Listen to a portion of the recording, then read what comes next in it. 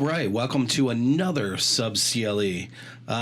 Today we have another local legend. The show's full of them, local legends. It's a broad term. Yeah. We have Kung Fu Bob with us today. How you doing? Good. I'm feeling well. Good. So Kung Fu Bob, I've heard about you way before I knew you, but I know you from other areas. From post offices and wanted posters. I've heard that. I usually go with an origin thing, but I think right now I want to start with what do you have going on this weekend?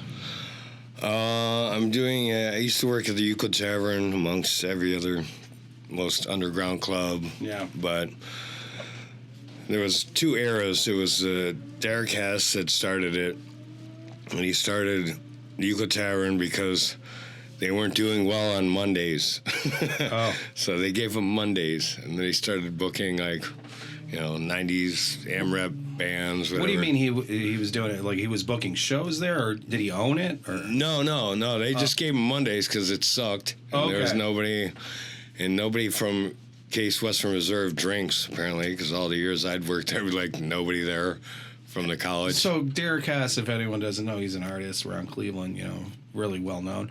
But so was he doing art shows there, or was it music shows? No. He just started booking bands. Oh, but he was just booking the bands. Okay. They gave him Mondays, and then it was like, wow, there's a shit ton of people on a Monday. We'll give you the next day and next day. Nice. Then he started booking he had free reign. Yeah. Yeah. Oh, that's cool. So and then that's so now that's your connection to the Euclid Tavern. So this weekend there's like a reunion show or something? Yeah. Well, Derek had it for a while, then he traded it off to Steve Spellman, bought it, and that's when I started working there. But so it was about 10 years of just, certain bands that would never ended up playing anywhere else. Right. Helmet, Tar. Well, I think Helmet started playing other places, but...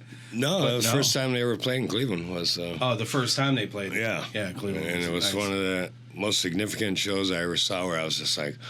it just fucking blew my face off. I was like... So I'd heard him on, CSB and whatnot. I was just like... And I saw him. I was like, holy fucking shit. I was like... Yeah. Wow. I mean, it was a first record that... What was that first one?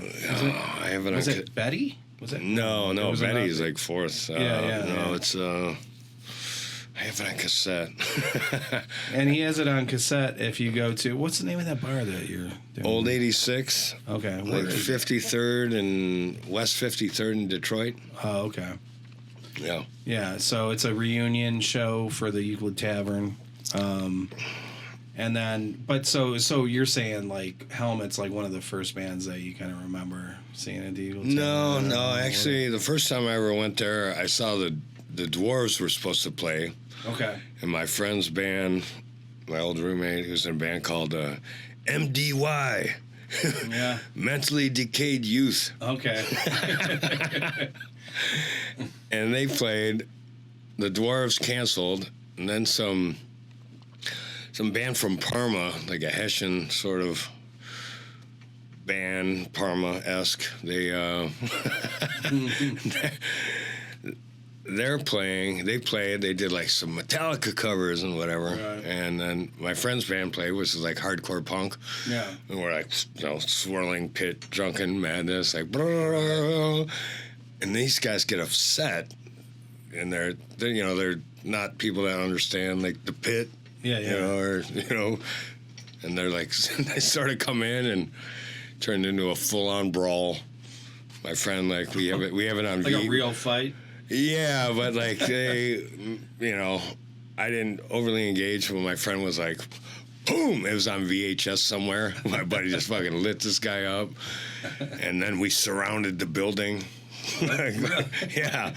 And it was didn't you work here, man?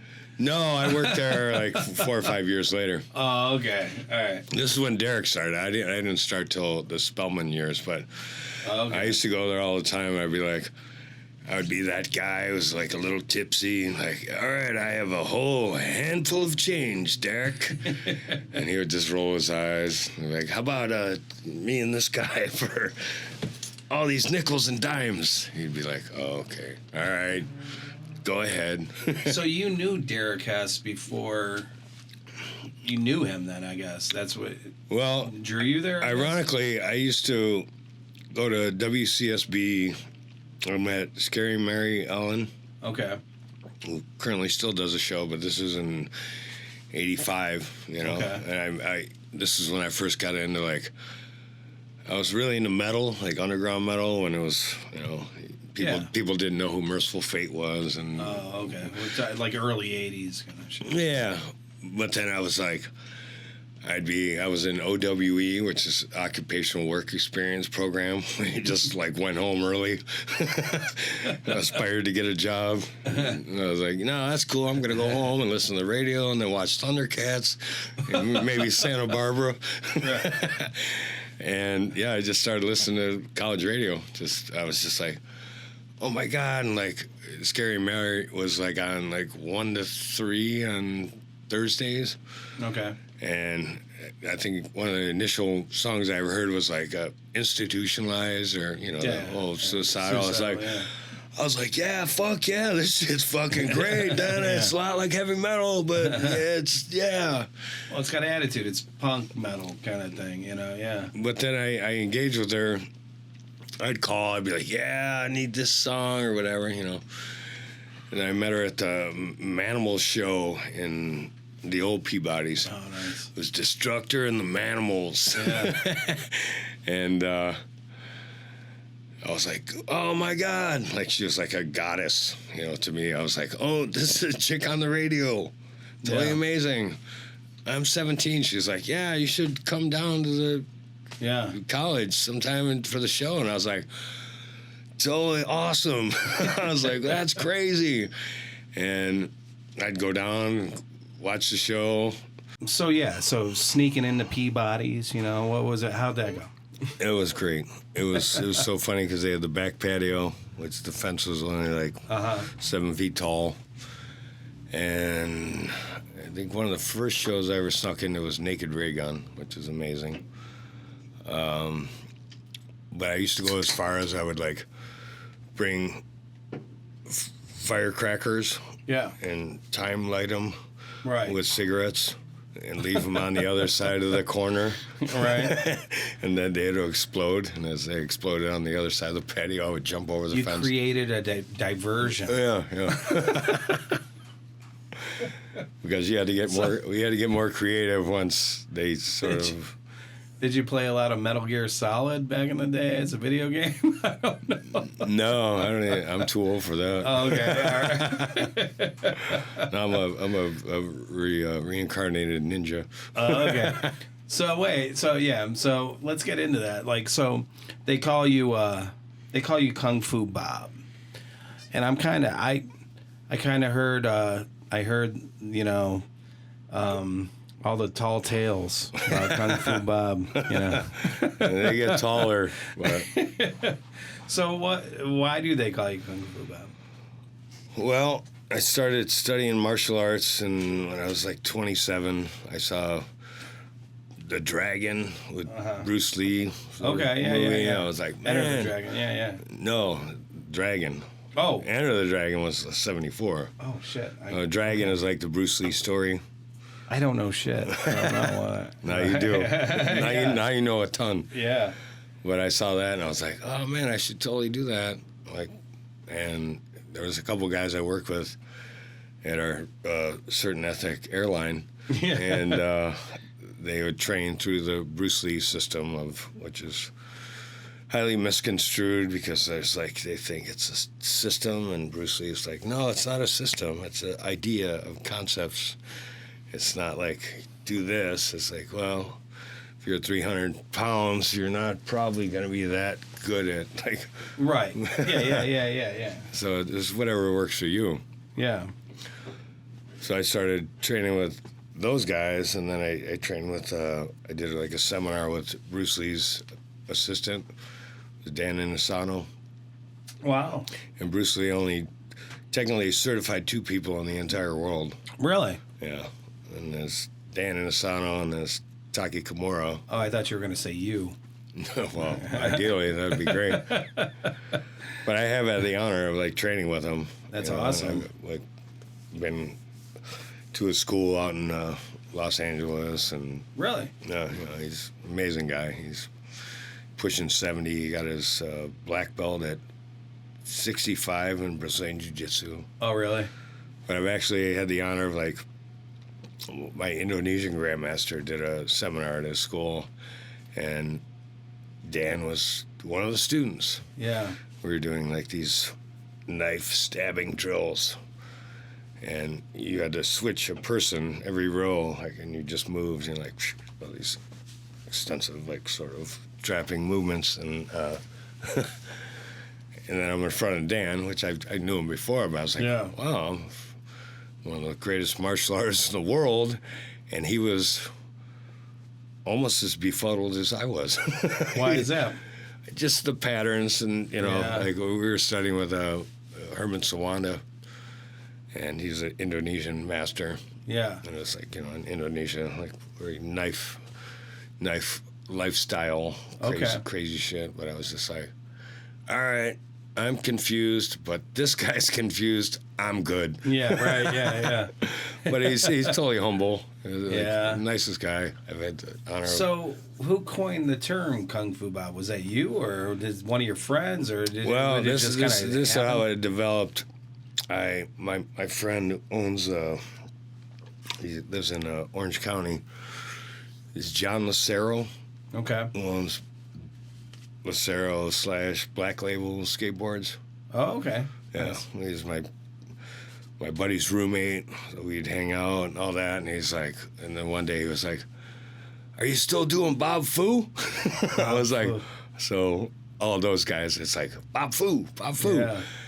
But then once I started DJing, it was like, I didn't think it would translate as well, Bob Fu. So I was like, but people would call me like Kung Fu Bob, Karate Bob, Ninja Yeah. Bob. They had, Sure, even there was a Karate Richard, Okay. because I used to work at now that's class, I used to be a security guard. Okay. And one day somebody came in and they were like, I'm looking for Karate Richard. And they're like, Karate Richard, you mean Kung Fu Bob? Yeah. Like, no, Karate Richard. So that became a running joke too. Oh, okay. Like, are you Kung Fu Bob? I'm like, no, I'm Karate Richard. So, all right. So it was the DJing kind of thing that got you in the Kung Fu Bob's name, right? Well, because I did martial arts forever. Sure. And Yeah. it's like, well, I started late, but it was just like, I want to ask you though, man. So, do you think that you can actually like, do you think people that train in martial arts but don't actually fight? You think you got a good? I mean, I don't know. If you fight or I not. think it's better than nothing. Sure is. But 'Cause for I'll tell you what, years- I would probably lose in any Like fight. initially, I started doing like the whole, Jeet Kune Do concepts, which is Yeah. like, whatever works for you. Yeah. And, I do the seminars. I've trained with like some of the best guys in the world, Yeah. like Bas Rutten, Pat Miletich, like Dan Henderson. Yeah. Seminars all over. And it's just like, And when they spar with you, they're really putting it on you, or no, you generally don't go with the guy, yeah, but you'll go with somebody else, and you get some people that are like good at it. Yeah. Or you get stuck with some fucking ding dong that doesn't even know like right, the price of rice. You're like, oh Right. fuck, I get stuck with this guy. He doesn't Yeah, know yeah. anything.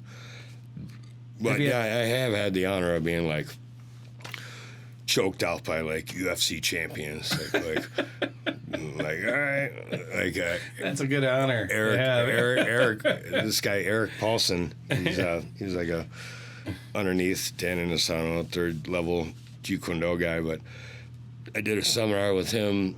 Larry Hartzell was one of other Bruce Lee's students. It was so funny. He did this one thing. It's like, you probably can't see, but Yeah. you shift around somebody on an arm drag, and then you get behind them, and it's called like a pants takedown. And he literally pants the guy in the summer. He's like, because you grab their pants, drive your shoulder in.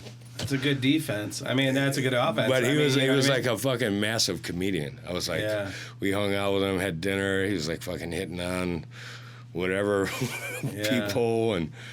But so towards the end of the summer, I was like, all right, let me, get a picture. And he's like, I was like, no, I want you to get a picture of you choking me out. So he gets me in the sleeper. Yeah. And then sort of sinks it. Oh, really? And he's fucking, like, you see him just fucking laughing, and you see my complete face. I was like, oh, all right, that's cool. I still got that somewhere. So you actually passed out? No, I didn't.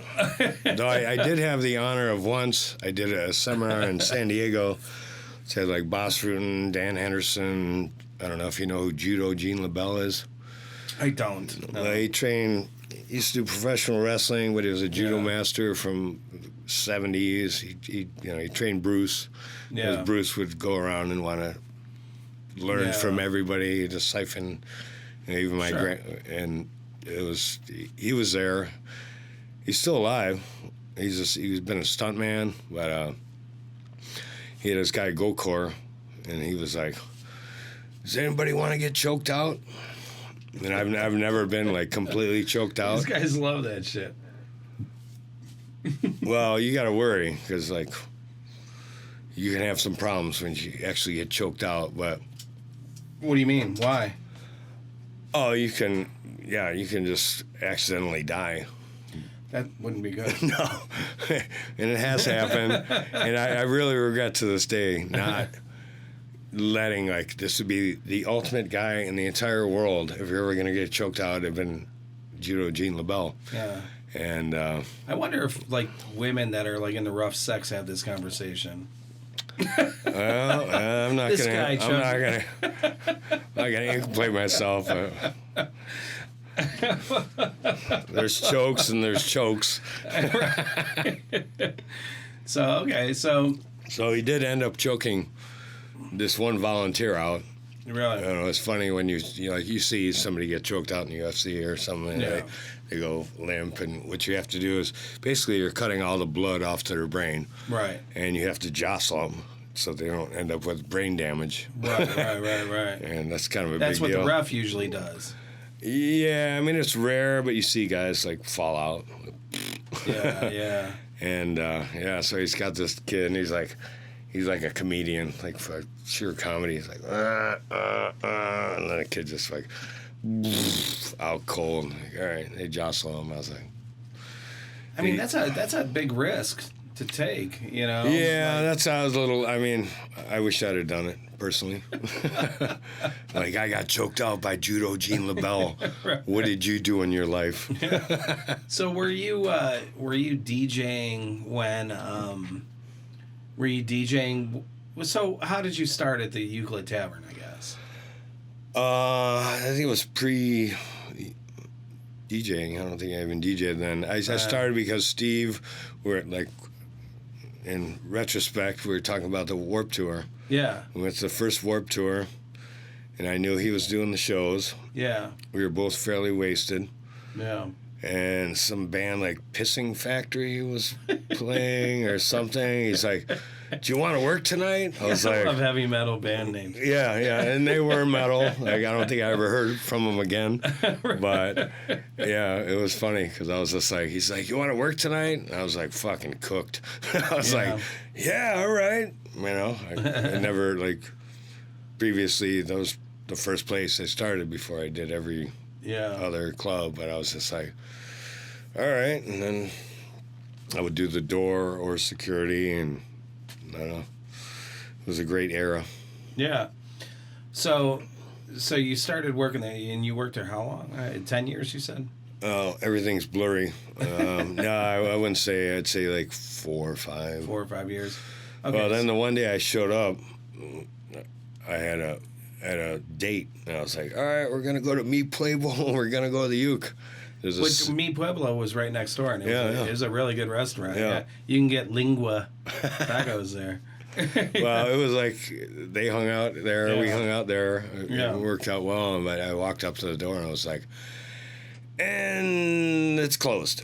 Like without anybody notifying me, none of my Really? coworkers. I was like, and there were some tax problems, and bye-bye.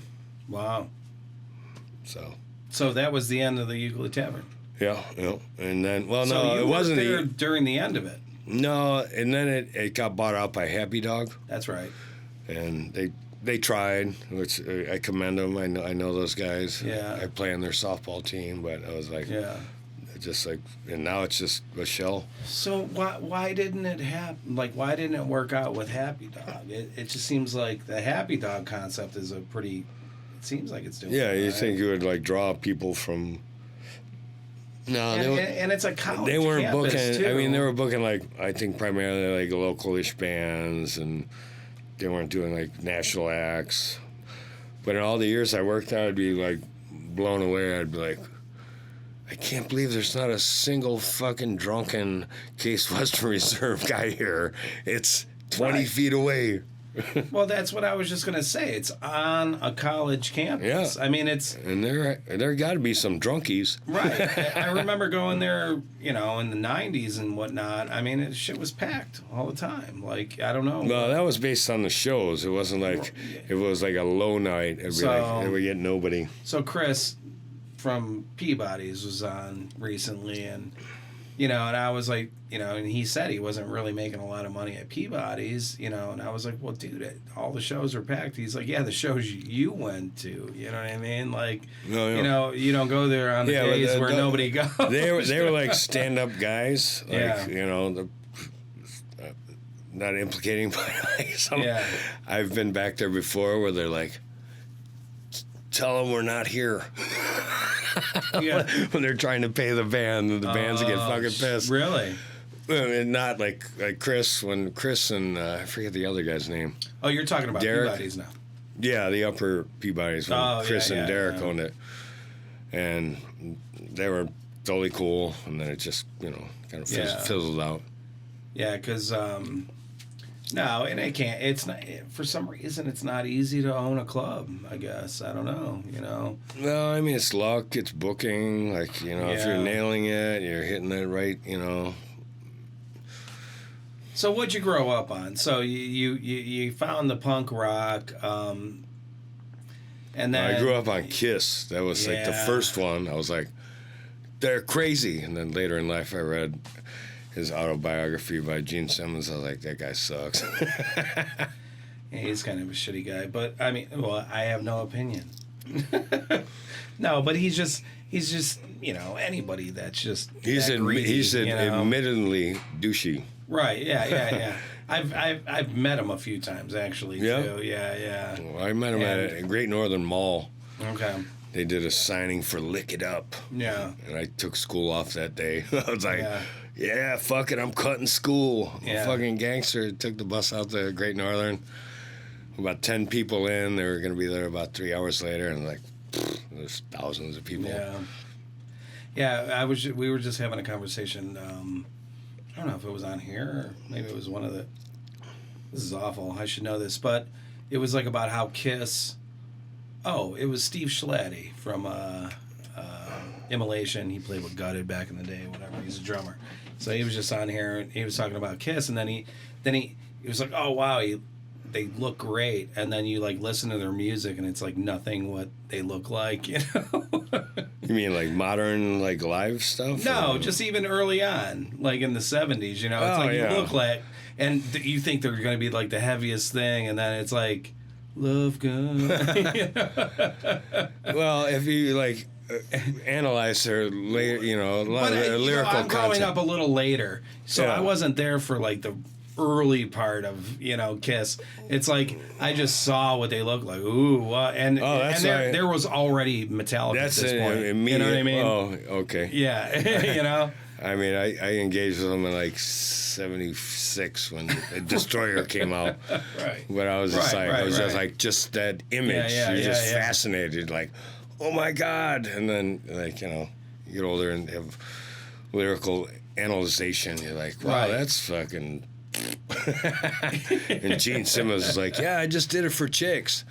Like, well, that's kind of obvious. I have quite a few friends that are still huge Kiss fans. I think we have common friends in common, probably, that are still huge Kiss fans. And you know what? I don't discredit that or anything. I guess I am just by saying it. But you have to say they're iconic. Because nobody really liked Kiss. Nobody is like Kiss for sure. Yeah, exactly. Yeah. There really is nobody like Kiss. Well, they were fashioned after, that New York stage of, the right glamour stuff, and they're like, all right, they're going to take it and to a new level. level. Like some of that kabuki theater, the white and black face paint, Oh, yeah. Which probably even influenced that whole, like, death, like, Swedish death, you know what I mean? Oh, yeah. You see those guys like, all right, what kind of makeup you got going on? I've seen you guys. Now that's weird, like just so many of those bands. Yeah. So, all right. So, Euclid Tavern goes away. You're following music. You become a DJ, I guess. Yeah. How'd that happen? Inadvertently. How'd that happen? Well, my friend owned or managed Touch. Oh, yeah. 28th-ish. Another certain ethnic. We're just going to touch upon it. Well, I don't know if you know Jason Byers from Disengage. Okay, I don't know names, but I know Disengage. Okay, well, he was a singer at Disengage, like lifelong friend. I knew him. Yeah, great band. Yeah. Great band. He used to be a skinhead with like white Doc Martens. Yeah. Which I almost kicked him across the street, but I was like, all right, we'll let this go. Yeah. But he was bartending at Touch. I was like, yeah, I can do that shit. So I started there, like, you're doing like a Tuesday when nobody's there, and like, you're trying to draw and whatever, Never been an ass kisser, but then I went to Garage Bar, then the Rain, and then Duck Island. Dan Call. Yeah. Garage Bar. Yeah. Peabody's. Yeah, he was one of the guys at Peabody's that'd be like, don't tell him I'm not here. Not to implicate you, Dan, but like, you guys can't do that. You make me look like the bad guy. And I was the nicest bouncer. They'd be like, well, you're Kung Fu Bob. How come you're not killing people? I was like, because I kill them with kindness. Right. I read The Art of War. That's and, right. Like, I'm trying to avoid your fucking the art of war liability. is to avoid it. Yeah. And avoid a lawsuit. Which there's been a number of bouncers that I worked at places like, and the guy had an 18-inch fucking mag light, and you're going to court, which actually happened at the Peabody's. It is a lot. It's more of a skill to de-escalate a conflict than it is. Well, to as Bruce Lee more. says, it's the art of fighting without fighting. Yeah, right. And then Enter the Dragon, he engages with that guy and he gets rid of his boat. He's like, and bye-bye. Yeah, I don't know. I think I have that art down pretty good. I've gotten punched a few times in my life. I'll tell you that. Yeah. But I think I'm pretty good at de-escalating something if it's gonna turn into something. Well, a lot physical. of it's energy and vibing. Yeah. You're like, and I'll be like, unless you're like fucking with one of my friends, you can humiliate me till the end of the day. I don't even care. Yeah. I'm like, all right, I shield. Yeah. I'm gone. I can go somewhere else. But if you're fucking with one of my friends that is not instigating, and I've had friends, the whole punk rock, GG, madness, skateboard thing. I'd have friends instigate. I was like, sorry, you started it. You finish it. Bye-bye. So, all right. So what do you play when you DJ? Like what? I keep it pretty diverse. Generally never anything popular. So a lot of Taylor Swift, and then you go into... No, a lot of times what I do a movie theme, and I show movies. Do you? I play like soundtracks on top of movies. Nice. I've done like Miami Vice Scarface night. Oh, nice. And I had white jeans and a white weird jacket that was for women that I bought at Value World. I brought powdered donuts. Nice. Throwing them at people. It was very interactive. I would do a lot of wild dancing. I bring snapping pops, flares. Yeah. That's awesome, dude. What I've done, like... Dude, I'm sad that I've never seen you DJ now. Well, I'm going to see you Friday. All right.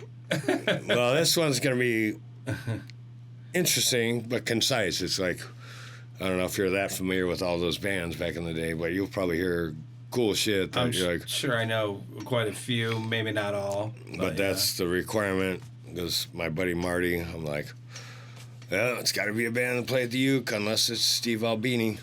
Yeah.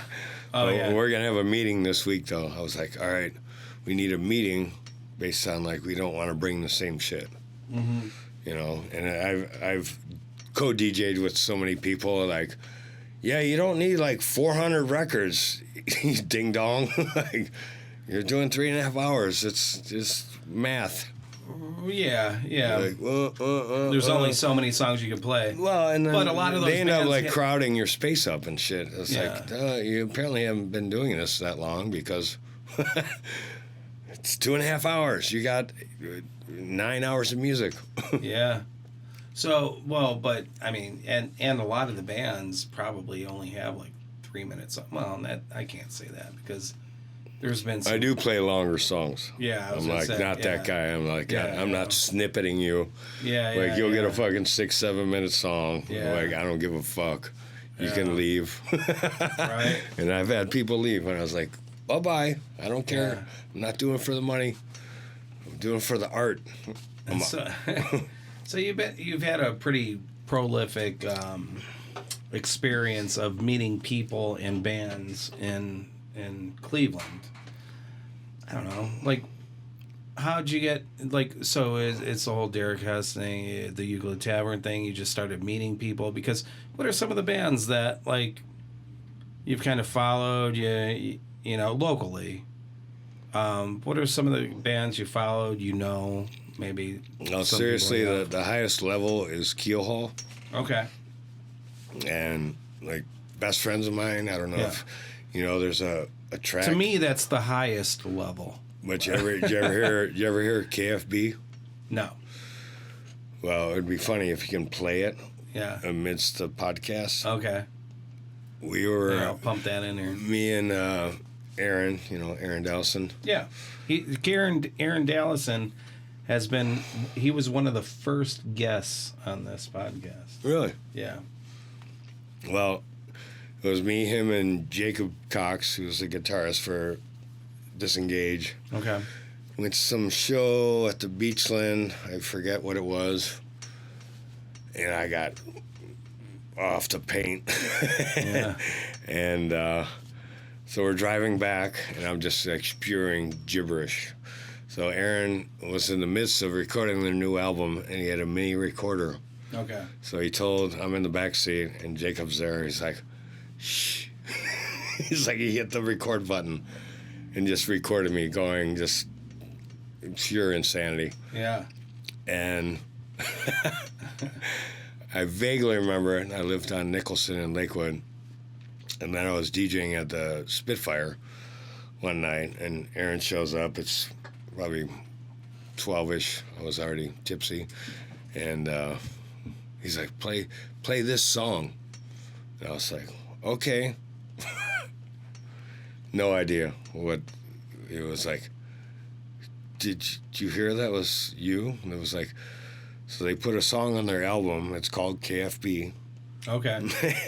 And it was me just going on. I just got the acronym.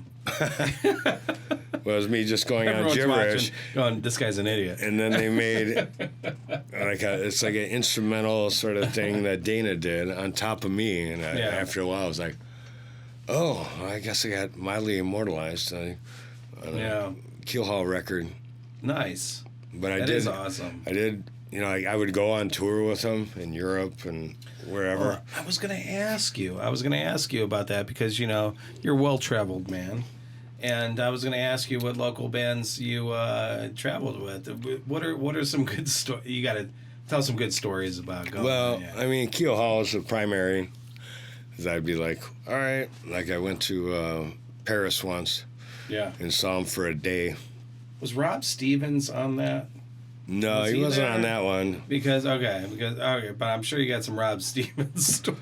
I got a really good Rob Stevens story. But go ahead with what you were gonna say though. Well, they were playing in Paris, and I was like, all right, fuck it, I think I flew out of Newark or something, and Yeah. so I flew there. It was really funny. I have crowd anxiety and claustrophobia, so I get out of the main. That's not a good thing to do when you into watching live bands. Well, no, if you're in the main train station of Paris, Oh yeah. which is, it's not even anything like New York. You're like, Yeah. oh, I can't see the light. I was freaking out. I was like, Were you? all right. Okay. And then I exit it, and I see Cathedral Notre Dame. Yeah. I was like, all right, I like hunchbacks, Who's your mama? And First time to Paris, I take it. yeah. Okay. And I got there at 9 a.m, whatever, you had a overnighter per se. And, Yeah. so I see that, I was like, wow, that's pretty cool, like just to be there. Yeah. For sure. So I leave there, and I'm like, I run into this French policeman. I was like, hey, I'm a American Ding Dong. I don't know what's going on. He's like, he gave me like this, gave me the salute and everything. I was just like, he's like, I was just trying to find the Eiffel Tower. I'm like, all right. And it's kind of funny because you would think if you were in Paris, you could just look up and see it. No. Not the case. So he But said, when you do so. no, I didn't. He you sent didn't me see it at this all? way, and I ran into another cop. She sent me this way, and what happened was I ended up right in front of Notre Dame. Well, which isn't too far. No, it's not. After I looked at the map, but I was Yeah, just like, yeah. well, but I like going to foreign cities and having no fucking plan. Just That's what I do, go too, and yeah. Mm-hmm. walk and like get over all the bullshit. I like to get lost. Yeah. Yeah. But so yeah, I made it all the way around. I was like, all right, this is the Lord's way. Yeah. I'm severely religious, and and so I had to find out how to get from the train to their club. They were playing with ISIS Oh, nice. before they disbanded, which Sweet. one of the most amazing bands that got shuttered by like Yeah. having a name of somebody that's Egyptian goddess, but Right. then the terrorists took it over and fucking just. But the funny thing is, that's not even the name. It's ISIL. Oh, I know. It really, well, it's lost in translation. Well, Yeah. if you look at you can look at an old cartoon from the 70s. It was called ISIS. Yeah. It was like an old Scooby-Doo-ish sort of Right. thing from Yeah, 1975. yeah. And I have a funny story about that because I took my turntable into Play It Again Sam's because everybody knows how to fix turntables, but they don't. Mm-hmm. And they say they can. I was like, all right, I'm taking it to the official place. They fix it. I have a ISIS sticker on my turntable. Oh boy. And the guy was like, yeah, I'm sorry about your stickers. I was just like, I didn't want to get into him about the whole historical value of like what ISIS actually is and how you're just like grainy and weird. Right. And I didn't want to punch him in the face, which generally happens, but. Right.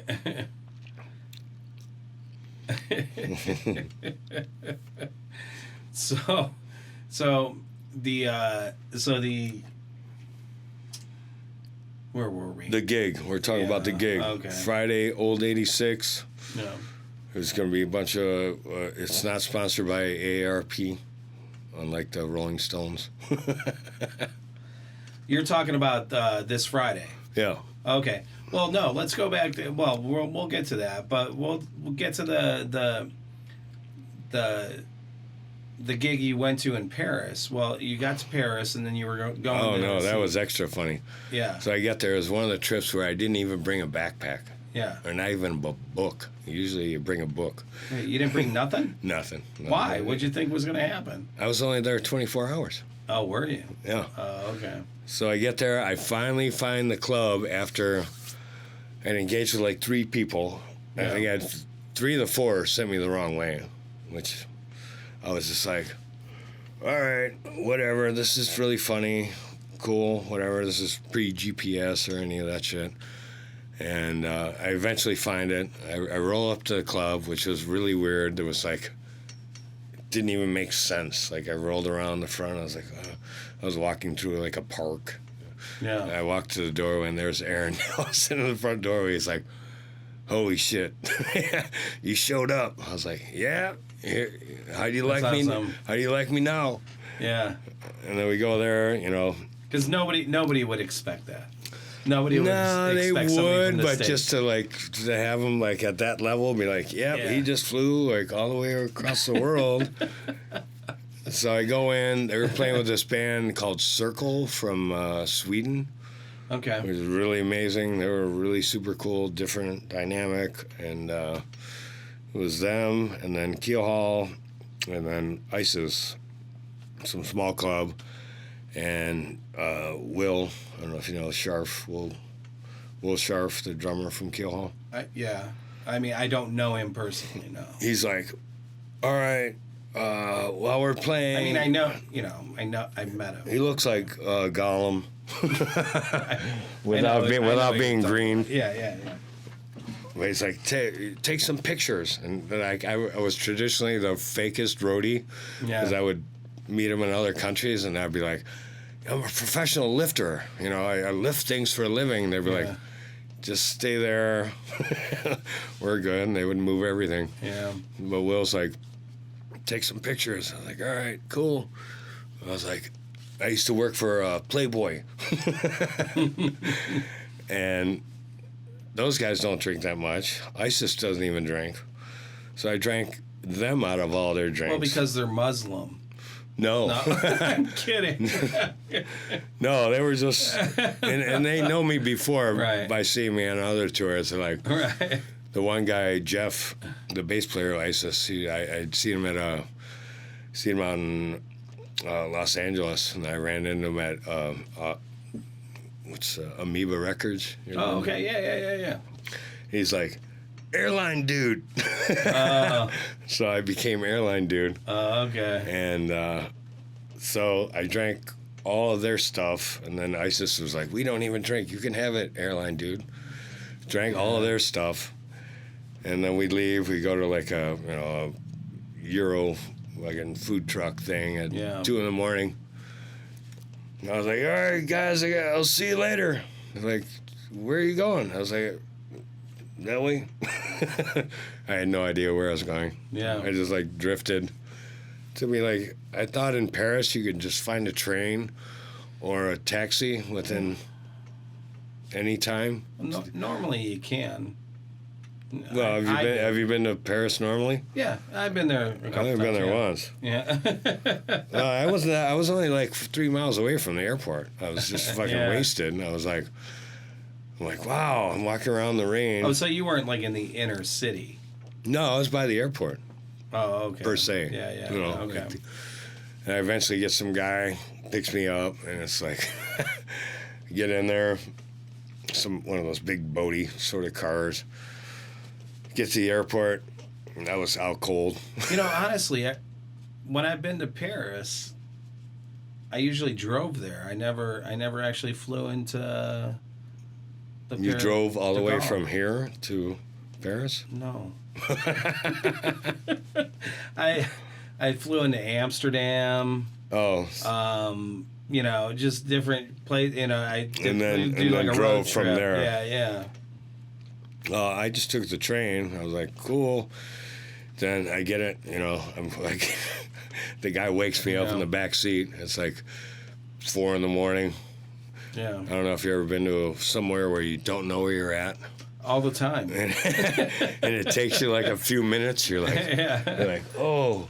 It took me like a minute or so. I was like, Yeah. I didn't think it was a robber, but I was just like, oh, fuck, that's right. I'm in fucking Paris.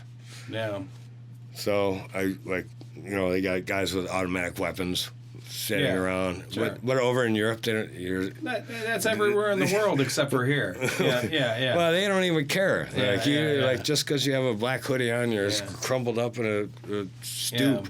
Because you go to foreign airports, it's like people sleeping overnight. Sure. They omitted that, but everyone gets free healthcare and shit. I made it. I arrived there at 9:30 in the morning, left at 9:30 the next day. Yeah. And I was like, and then according to when we used to have staff travel, I don't know if you remember Karen, you know, God rest her soul, whatever. So like, she only charges $65 to, like, I don't know if you know about like the departure fees now. Yeah. That never used to happen. Oh, see, I didn't know that. Oh, I did. That was before my time. I learned really hard way, and in case you haven't guessed, we work for some generic airline. we're upper scale per se. Okay. But I had no idea. Like I would go to foreign countries. Yeah. And like flat out, I'd come home with like $2. Yeah. I'm not that proficient. Yeah. But I went to Amsterdam, and they're like, I think it's like a $40, and this is like, 20-some years ago. Yeah. $40. I was like, what do you mean? I got like 2. And fortunately, to this day, and back then, I was like, you guys take checks? I was like, ching. You had a checkbook on you. That's how long ago this was. Oh, I got one right here. You do not have a checkbook on you. Not a book. I got a check, though. You have a check? Yeah. You just carry a check. Just in case. Wait, you put it up to that camera there, man. Don't put to get the account number. All right, there. no one's got it. I'm a robber myself. Yeah, right. That is funny. Wow. Yeah, because, dude, I don't think I've written a check. Gosh, I don't know. I think it's got to be. I'm into paper. I think it's got to be. I'm thinking 19 years since the last time I wrote a check. I'm sure my landlord laughs. He's like, this. He loves me. He's like, and this guy still writes checks. He's like 35. Like, you're the only person he's got to go to the bank for and actually like put it. But you got to respect that. What I do, I write the check and I put it on the bottom stair, and it sits there like, all right, you made your check on time. And he's got to laugh at me. He's like, that's awesome. Well, he doesn't eat any food. He doesn't create any garbage. He's never home. He's the best roommate ever. He asked me what thought my rent should be. Oh yeah. I used to pay $600, and I live in a above. Okay. 2-bedroom. He was like, "What do you think it should be?" I was like, "What do you think about $750?" He's like, "That's what I thought." I was like, "You raised your own rent." Yeah, but like $750 for my neighborhood, it could be $12. No, I know, easily. $20 for internet. I know people looking for apartments right now. Oh, yeah. And if you're paying that for where you live, yeah, I think you're doing all right, man. Yeah, for sure. That's great. That's like property taxes somewhere. Oh yeah. But all right, so what else? What else? So was that the only time you went to Europe to go see a band? No, I saw him once. Tell me about Rob Stevens.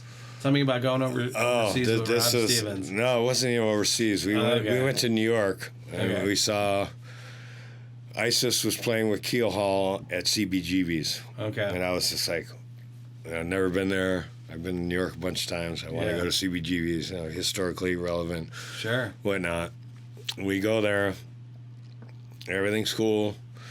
And Robbie's like, man, I know the manager of H.R. Giger. You know who H.R. Giger is? Yeah, the artist. Alien. Alien, all that. And, of course, anything Robbie says is subjective to being complete bullshit. You got to cipher through it over the years. Which I'm like, okay, cool, all right, Robbie. But he'll surprise you. No, that's what I mean. This is one of those cases. So we're there, and sure enough, I show up at CBGB's. I fly into Lake LaGuardia. I make my way there and meander.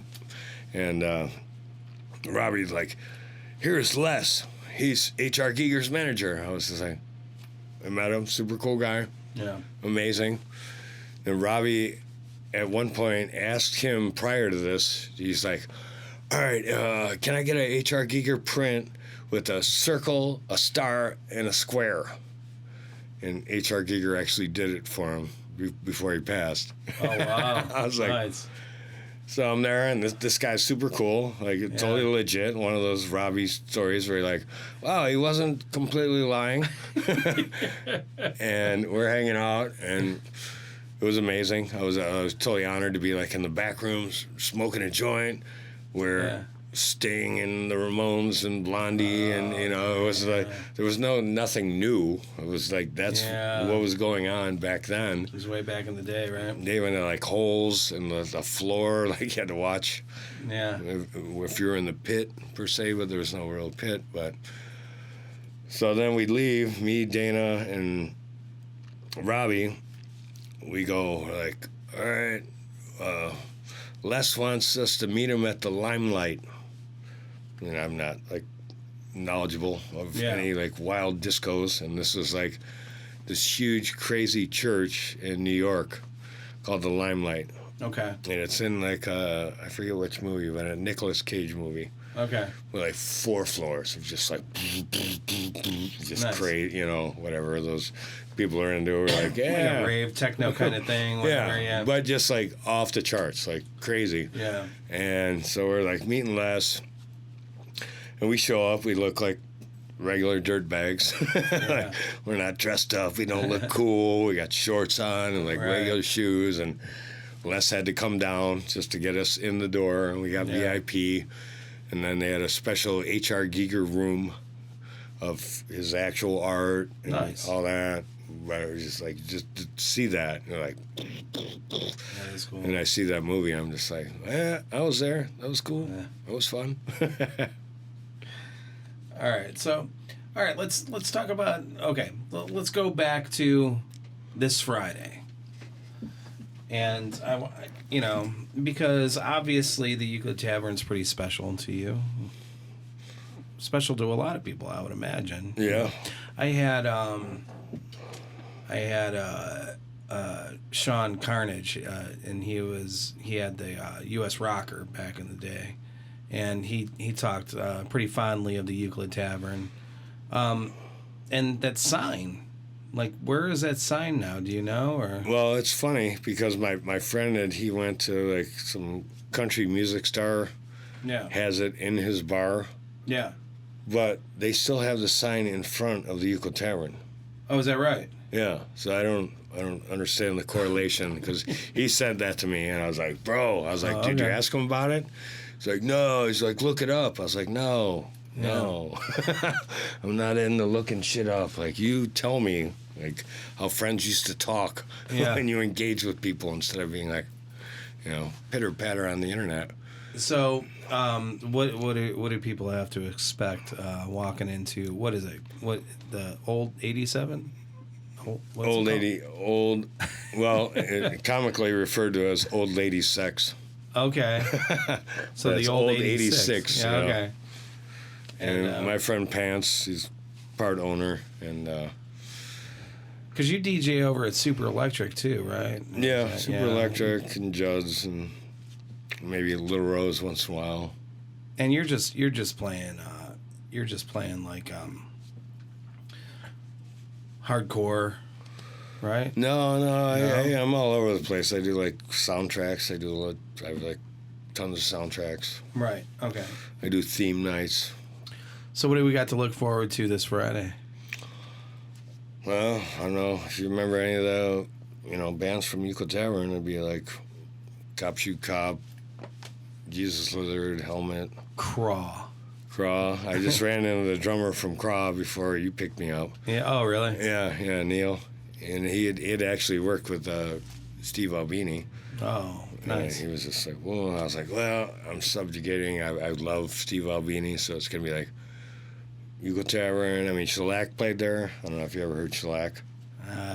I mean, if I did, it was Steve Albini's third band. Okay. They did Big Black and then Rape Man and then Shellac, but I was like, All right, this is gonna be the one allowable band that never played there per se. Yeah.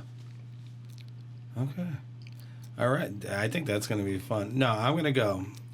You better. If not, I'm gonna call the cops. I got the cops on speed dial. All right.